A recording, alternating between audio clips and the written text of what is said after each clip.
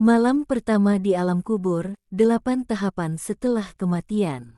Pernahkah kita membayangkan bagaimana rasanya malam pertama kita di alam kubur?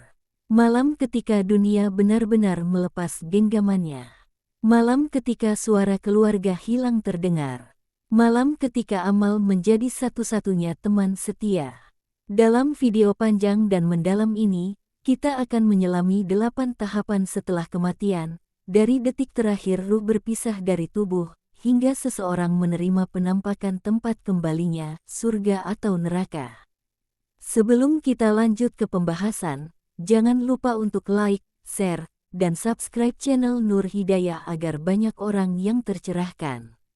Assalamualaikum warahmatullahi wabarakatuh. Syukur alhamdulillah kita dapat bersama kembali di channel Nur Hidayah. Semoga kita semua senantiasa ada dalam lindungannya, diberi kesehatan lahir dan batin, dimudahkan dalam setiap urusan dunia dan akhirat. Amin ya robbal alamin. Sahabat Nur Hidayah yang dirahmati Allah. Sebelum kita mulai, coba ketik di komentar. Ya Allah, beri aku akhir yang baik. Mari kita mulai perjalanan ruhani ini, perlahan, tenang, dan penuh perenungan. 1. Tahap detik-detik terakhir kehidupan. Para ulama mengatakan, sebelum kematian, seseorang sering melihat hal-hal yang tak lagi terlihat oleh manusia hidup. Ia melihat malaikat turun, merasakan dunia menjauh, dan jiwanya mulai terangkat.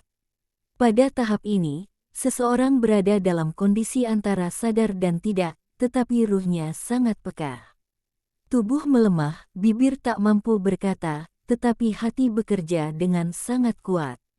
Sebagian orang merasakan ketenangan luar biasa, seolah dunia tersenyum lembut. Sebagian lagi gelisah, takut, dan gelap. Maka para ulama mengajarkan, siapa yang terbiasa mengingat Allah saat hidup, Allah akan menenangkan hatinya saat ajal tiba.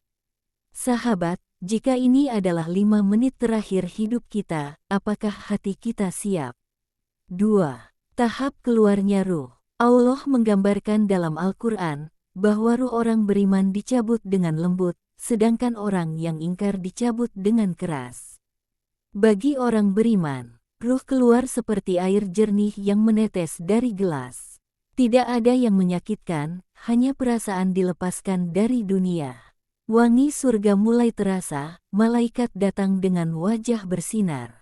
Namun bagi orang yang jauh dari Allah, rasanya seakan-akan urat satu persatu diputus.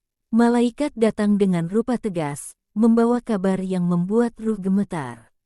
Ruh yang luhur dipanggil dengan panggilan indah. Wahai jiwa yang tenang, kembalilah kepada Tuhanmu. Sementara ruh yang berdosa dipanggil dengan panggilan keras, membuatnya takut. Di sini, semua topeng manusia hilang. Yang tersisa hanya siapa dirinya sebenarnya. 3. Tahap ruh menyaksikan pemakaman. Begitu ruh keluar, ia tidak langsung pergi jauh. Para ulama menyebut ruh masih mengamati tubuhnya. Ia melihat dirinya dimandikan, dikafani, disalatkan, hingga dibawa ke kubur. Ada ruh yang bahagia karena keluarganya mengikhlaskan, mendoakan, dan menyucikan jasadnya dengan lembut. Ada ruh yang bersedih karena keluarganya bertengkar, berteriak, atau tidak menerima kepergiannya.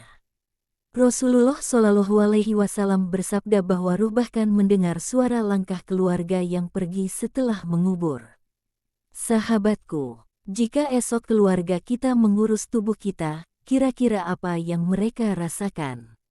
Apakah kita meninggalkan kebaikan, atau kita meninggalkan luka? 4.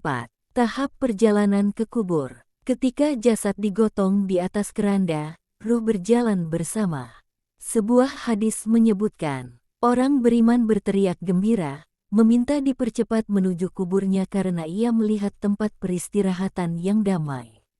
Adapun pendosa berteriak ketakutan, memohon agar perjalanan ditunda karena ia melihat tempat kembalinya penuh gelap dan azab. Namun manusia yang mengiringi tidak mendengar jeritan itu. Karena dunia telah menutup telinga mereka. Yang bisa mendengar hanyalah ruh dan malaikat.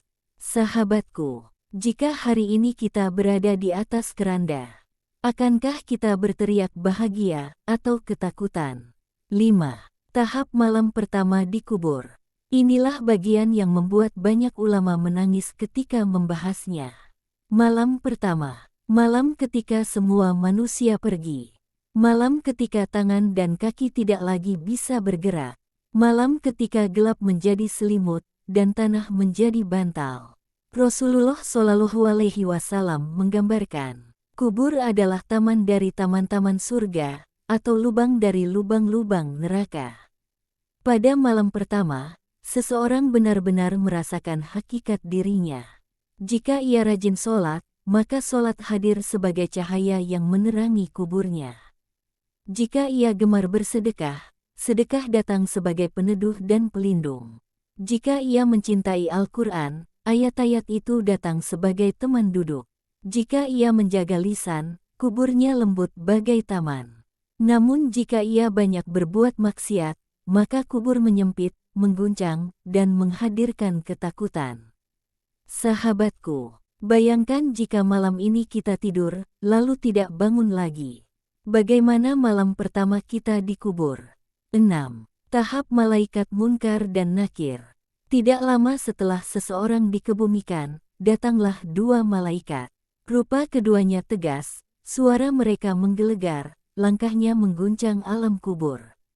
Mereka menanyakan 3 hal. 1. Siapa Tuhanmu? 2. Apa agamamu? 3. Siapa nabi yang kamu ikuti? Bagi yang beriman, jawaban itu keluar tanpa ragu. Iman yang ia rawat seumur hidup kini menjadi cahaya jawaban. Namun bagi yang lalai, lidahnya terkunci. Karena jawaban ini bukan hafalan, tetapi hasil dari apa yang selama ini ia yakini dan lakukan. Inilah momen penentu bagian hidup pertama di alam barzakh. 7. Tahap penyempitan atau pelapangan kubur. Setelah pertanyaan malaikat, kubur berubah sesuai amal. Kubur orang beriman menjadi luas, penuh cahaya. Kubur orang berdosa menyempit hingga tulang-tulangnya saling bertaut. Bukan karena Allah tidak sayang, tetapi karena ia menolak kasih sayang Allah semasa hidup. Semua orang pasti melewati fase ini. 8. Tahap penampakan tempat kembali. Pada akhirnya, seseorang diperlihatkan tempatnya. Jika ia ahli kebaikan, ditunjukkan tempatnya di surga. Jika ia ahli maksiat, ditunjukkan tempatnya di neraka. Dan penampakan itu terus ia lihat setiap pagi dan sore, hingga hari kiamat datang. Ini adalah motivasi terbesar untuk memperbaiki diri. Sahabat Nur Hidayah yang dirahmati Allah. Perjalanan ini bukan untuk ditakuti, tapi untuk dipersiapkan. Jika video ini membuat hatimu lembut, tulis di kolom komentar. Ya Allah, jadikan kuburku taman surga. Jangan lupa untuk like, subscribe, dan bagikan video ini agar semakin banyak hati yang tersentuh. Terima kasih telah menyimak sampai akhir. Sampai jumpa di video selanjutnya. Wassalamualaikum warahmatullahi wabarakatuh.